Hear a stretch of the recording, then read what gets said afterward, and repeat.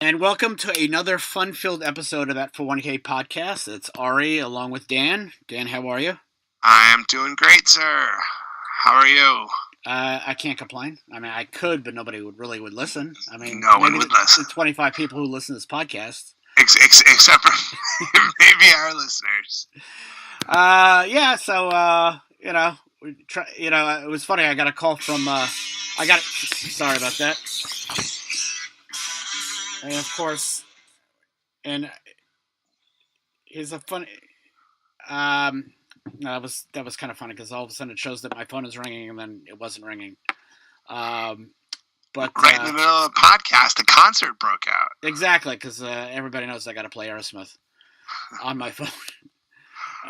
But anyway, I got a phone call. It was pretty fun. It was from Ron Sellers, the advisor we know in Florida, and he's like, "Oh, how do you get, how do you recover from these events?" And I said, "I really don't know. Just, you really got to be quick on your feet because there's always going to be another one, coming around." So, which reminds me that April the 12th will be in Atlanta, Georgia, for that 401k conference at SunTrust Park in Atlanta. That's going to be a lot of fun. May 3rd is also going to be a lot of fun in Kansas City. June 14th in Denver. October 11th we'll be in Foxborough, and we're looking at some events for September, November, December, and maybe something for next year already too. So, I've been adding a lot of plan provider sponsors last couple of days, and attendance is picking up, especially for the Atlanta event. People are signing up. So go to that 401ksite.com, sign up, and all that kind of stuff. Join the movement, guys. We're Yeah, coming to a town near you. Yeah, Tampa Bay was St. Pete was interesting. A lot of dust in the Rays dugout, but we had a lot of fun with Wade Boggs. Great guest, probably one of our better guests. Not that we've ever had a bad guest, but really honest. Made him cry twice. Not on purpose, but very emotional guy. Talk about Tom Seaver and talk about the time that one of my favorite wrestlers, Mr. Perfect, saved his life. So it was a great time had by all. It was, and I'll add the 2-minute dissertation that Mr. Boggs shared with me on hitting and launch angles confused the hell out of me, but it definitely illustrated why he has the highest batting average among living Hall of Famers. Yeah, unfortunately Tony Gwynn and Ted Williams aren't around anymore, but he'll take it as he could get it. 328. Exactly. That's pretty impressive. Right. So this week's episode, we're going to talk about important tasks that many 401k plan sponsors ignore.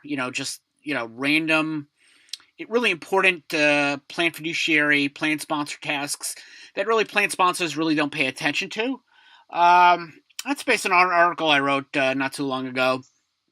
But really, it starts off with, when I was a kid in the 70s, I usually consider myself a kid of the 70s and the 80s. I don't know why, but I was born in 72, and I remember the disco era, so that's why I say I'm a kid of the 70s.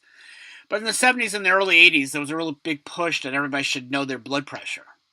Like, that was a really big deal. And then, of course, now today, it's, what's your cholesterol level? There's so many tasks and tests and parts of a retirement plan that plan sponsors really ought to know, but they don't.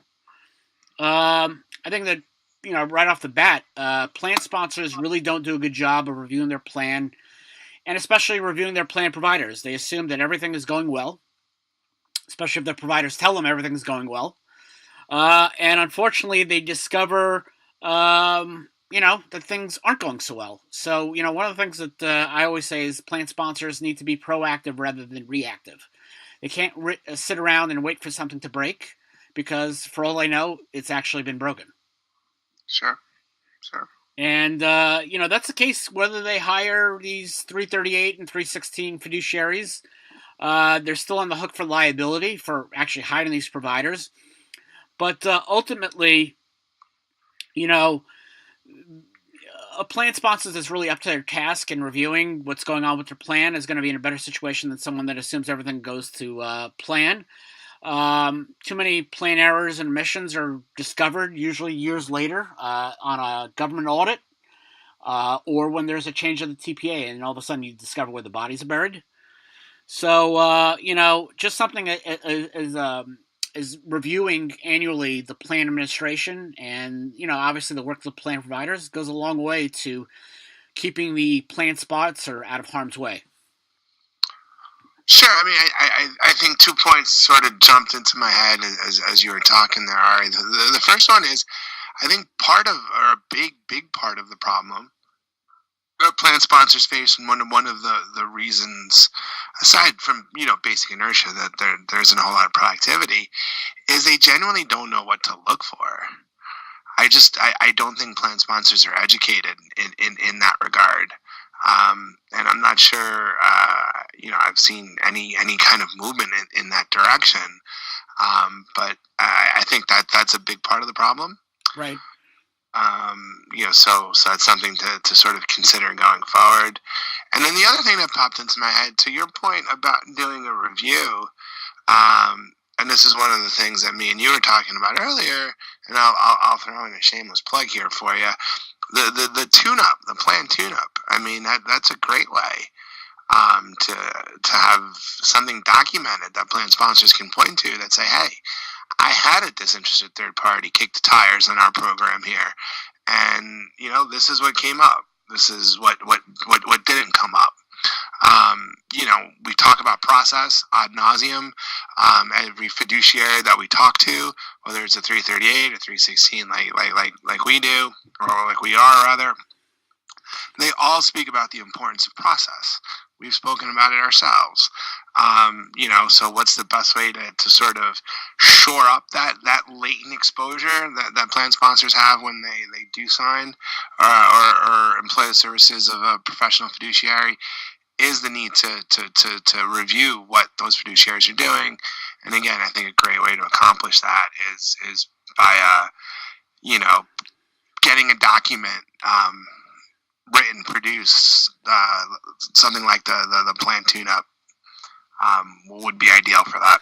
Yeah, I mean, the plan tune-up, like I always say, I said it last week in St. Pete as part of my presentation, where I, of course, talk about the movie Airplane and talk about ERISA services, because, there's so much crossover. But in terms of the plan tune-ups, I've touted them. I've touted them when I was at that Meyer Swazi, that semi-prestigious law firm in Long Island. So it's almost like 10 years I've been touting it, and I can probably count on two hands how many I've done, because plan sponsors really don't want to pay the $750, even if it comes out of plan assets, because it's like the family relative I have who doesn't go to the doctor because if you go to the doctor, that means you're sick. So there are a lot of plan sponsors with that mentality. If I don't see the ERISA attorney, or if I don't have my plan reviewed, then there's nothing wrong with my plan. But if I go to them, then there's going to be something wrong with my plan. And quite honestly, most of the tune-ups I have, there really isn't anything wrong. But for the few that there are, at least you learn about these problems before they become bigger and bigger. In terms of process, one thing I want to point out is I saw this week Disney beat back a lawsuit. They had an investment in the Sequoia Fund, which apparently has gone down in considerably value, and there was a plaintiff suing in a lawsuit.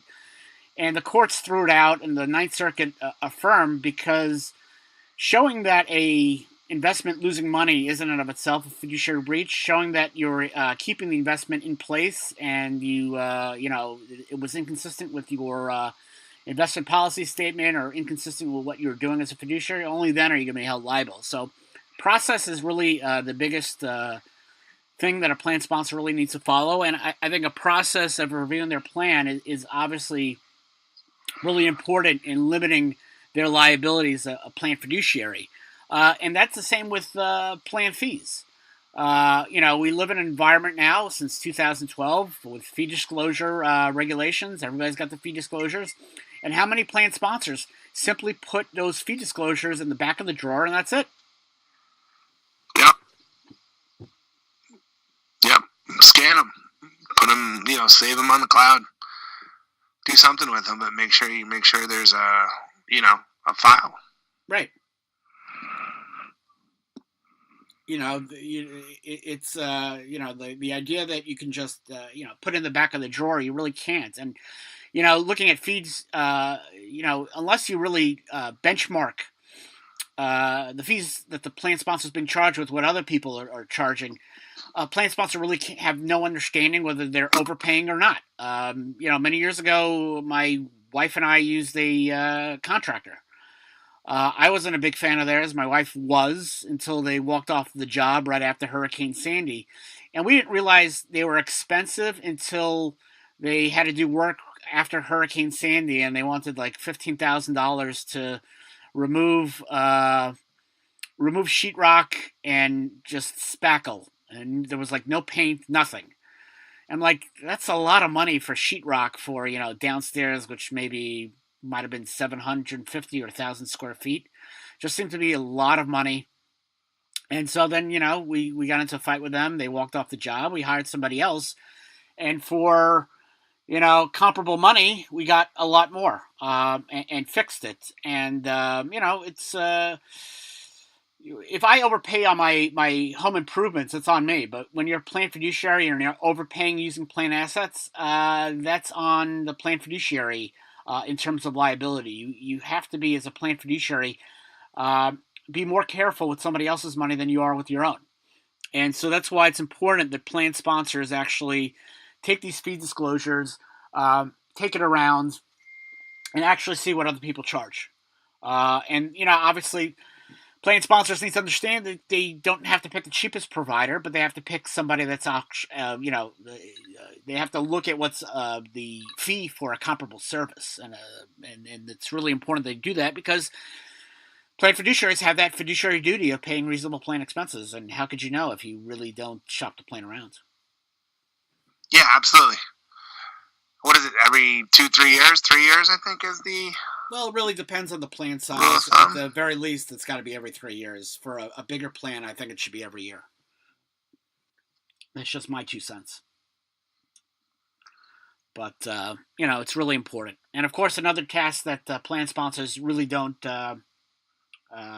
take advantage of is purchasing fiduciary liability insurance. I think that any plan out there with that's covered under ERISA, meaning basically they have employees under the plan, while they're not required like they are with a fidelity bond, I think it's really important that they purchase fiduciary liability insurance to protect the fiduciaries for any liability that may come result of running the plan. I've run into too many times where, they're plan sponsors that don't have it and they get sued. And I've been in a big situation with a client of mine many years ago. It was a big union. They had $1 million in legal fees against them for a class action lawsuit. They actually won the case, and thankfully they had fiduciary liability policy, so they're only on the hook for $100,000. Now, had they had no policy in place, they'd be on the hook for $1 million. So it's important that plan sponsors, in addition to the fidelity bonds that are legally required ERISA bond, that they also get fiduciary liability insurance. Because, you're going to protect when you're dealing with personal liability possibly, or, just, the general cost of litigation. So, again, my client won the lawsuit, but still had $1 million in legal fees. It's important that the plan sponsor purchase fiduciary liability insurance. Yeah, and it's dirt cheap. I mean, you can get it relatively inexpensively. It looked like, too, though, from the article, Ari, that there was still the $100,000 deductible. So let's not. I don't want to paint the picture that, I guess, all was well in that situation. The client was still out $100,000, right? They're still out $100,000, but it would have been, obviously, it would have been a ton worse. Right. A ton worse. Yeah, exactly. I guess the idea is just don't commit the first. Don't have the first issue. It was an excessive fee situation, right? Yes, it was. Yes, it was. So there should have been ample visibility in terms of getting that fixed before it led to litigation. Yeah, exactly. So next on our list, on my list, is hiring an advisor. or it's important that not only hire an advisor, they actually also have to hire an advisor that actually understands 401k plans. I mean, there are still plan sponsors out there with 401k plans where they don't have an advisor on the plan. I always talk about the story with my old law firm where they didn't have an advisor until I talked to them, and of course, they went with the advisor that I didn't recommend because, associates need to know their place. But it's important that not only that plan sponsors hire an advisor for their plan, it's also important that they hire an advisor who actually understands 401k plans. 10, 15 years ago, we used to have these, I used to call them Barney Fife 401k advisors, meaning, Barney Fife on the Andy Griffith Show had, one bullet in his pocket, which was never loaded. The gun was never loaded, but he had one bullet in his pocket. So I always think of the advisor that only has one 401k plan on the books. Dealing with the fiduciary concerns and dealing with the whole aspect of trying to minimize liability for a participant-directed 401k plan, it's important that a plan sponsor hire actually an advisor that knows what a 401k plan is and knows about these fiduciary issues and knows what a TPA does and all that kind of stuff. Because, hiring somebody who doesn't know anything about 401k plans is just, the same to me as hiring somebody like me who has no securities license as the advisor. You need somebody who's got the training in the background to actually handle 401k plans. Undoubtedly. And we joke about this all the time, but it's true. I don't think anyone in this industry went to school, with the exception of maybe an ERISA attorney, went to school to do this, right? It's sort of a career folks, have drop upon them, they land into. You start in one direction, you end up finding yourself in the defined contribution space. So you definitely don't want to find. I had a philosophy teacher back in college that called folks that dabbled in things dilettantes. You don't want a dilettante here. You want somebody that is a committed practitioner, that understands the complexity and then the innumerable moving parts to a compliant, well-run retirement plan. Right? I mean, there should be a way to keep score of stuff. Plan participation. You question plans that have low participation. What's the advisor doing? Plans that you see consistently contributions on. I mean, there are telltale signs of plans not being properly run. Yeah, I mean, we talked last week. We talked about enrollment meetings. I mean, if you have an advisor who doesn't know anything about 401k plans, how are they going to know how to run an enrollment meeting? And that's one of the important tasks that I think that's been given short shrift over the past 20 years. Agreed. It's time to start advocating for change in that regard. Exactly. So. Next on my list, of course, is understanding what a TPA does. Now, if you go onto my LinkedIn file, whatever, if you go to teespring.com, there's actually a T-shirt. It says something like I've been selling this T-shirt. Actually, I had like 2 people actually bought it. It says, "I'm the TPA. I do most of the work. I get none of the credit. I get all of the blame." And I think it's important that plan sponsors realize what a TPA does and what a good TPA does. TPAs are responsible for compliance testing, accounting, reconciliation of trades, tax reporting, other, plan functions, depending on what the TPA does. It could be drafting the plan document, all that kind of stuff. And, TPA does so much more of the work. They also can cause most of the errors dealing with, plan administration. So it's important that a plan sponsor know what, TPA does with plan design, with plan administration, with record keeping, and understand the value of a good one. And, people don't pick a doctor based on price, but, somehow they pick a TPA on price. They don't pick a lawyer on price. They don't say, "Oh, this guy is $99 an hour. I'll go to him instead of the person who's $250." Plan sponsors need to know that they can't pick a TPA just on price. They have to pick a TPA on service and price. And it's important to hire a TPA who actually knows what the heck they're doing. That's a really important thing. And I think the plan sponsors really need to focus and understand what a TPA does and what's the nature of the business, and how they could keep a plan sponsor out of trouble, and how they could put a plan sponsor in trouble. It's the same old argument, right? We had this for the longest time. We overreacted as an industry, and all we thought about was cost, and sort of lost sight of all the other things that form, the definition of good value. And I think it's important to remember that, right? I mean, be leery of paying too little.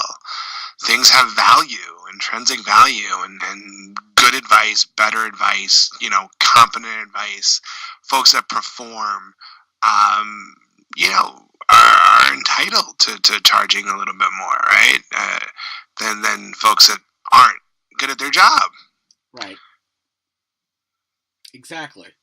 And it's really important that they, know what these guys do. So it's, really, really important. I can't, say enough. Next is one thing that I'd never seen a plan sponsor do. I mean, I think it happens, but actually talking to employees and asking about the 401k plan and what they like about it and what they don't like about it.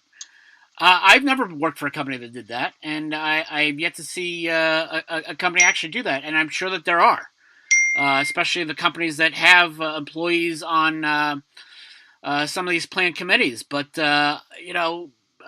I think too many plan sponsors forget why they put the plan in the first place. It's an employee benefit. It's, it's like health insurance and the holiday party and my joke about milk with coffee. It's a benefit. And it's used to recruit and retain employees. Yet, I've never seen a plan sponsor actually ask employees what do they think about the plan? Is it good? Is it bad? Do you like the TPA? Do you like the sign-up process? Do you like the website? And nobody seems to do that.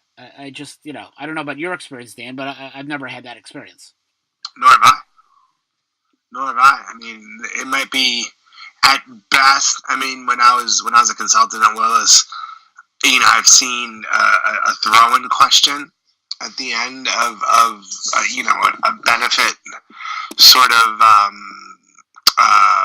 survey monkey that's gone out on a couple of occasions, but outside of some incredibly generic question, no. Yeah. I mean, and the funny thing is the plan is there for participants. So you probably should solicit their input. Right. Exactly, but I've never seen it actually happen. And I always say communication is key, and communication is extremely important.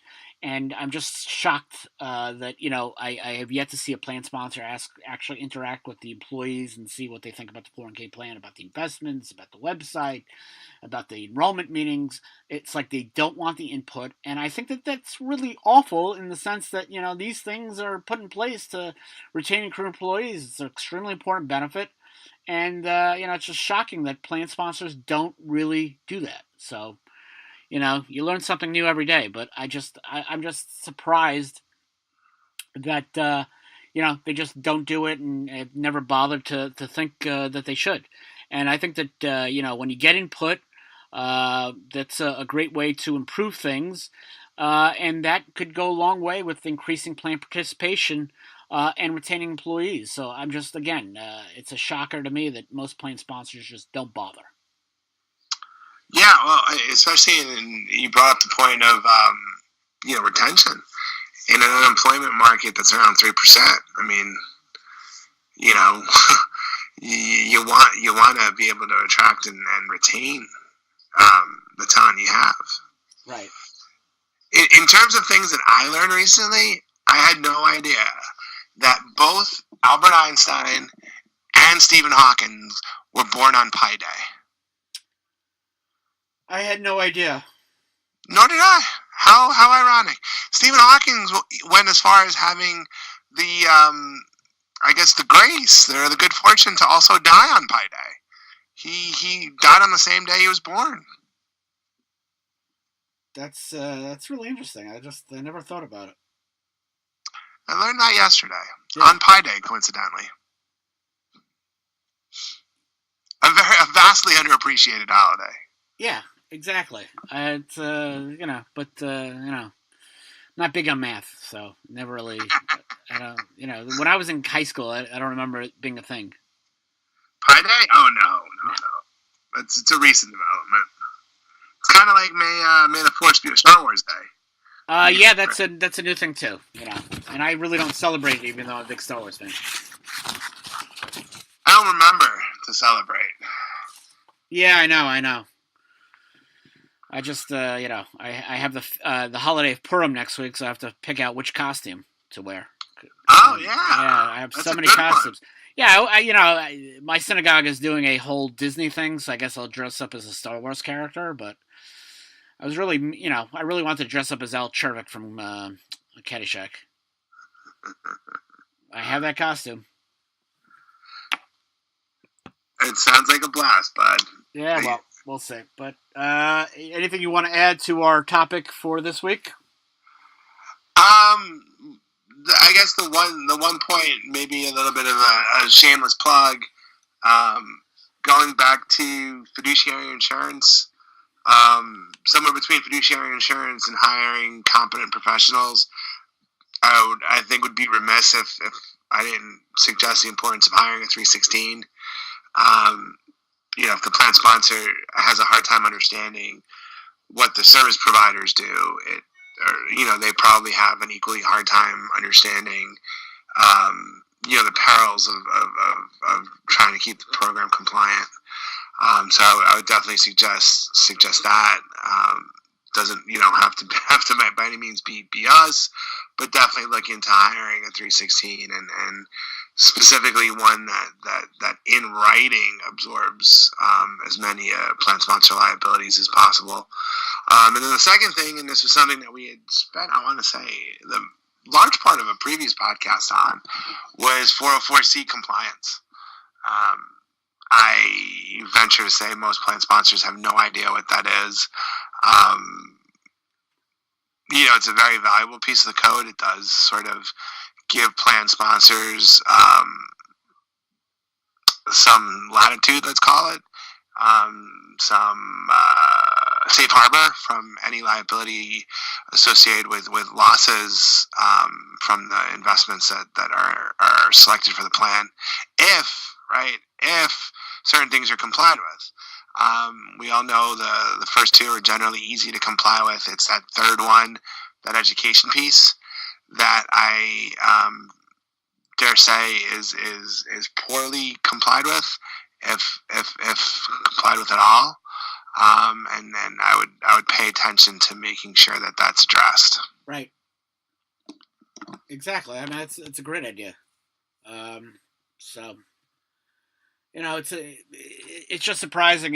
We'll get old and gray, but some of us already are old and gray, and we color it. But I wasn't gonna say anything. Oh, so I color my hair. I'm not ashamed to admit it. But the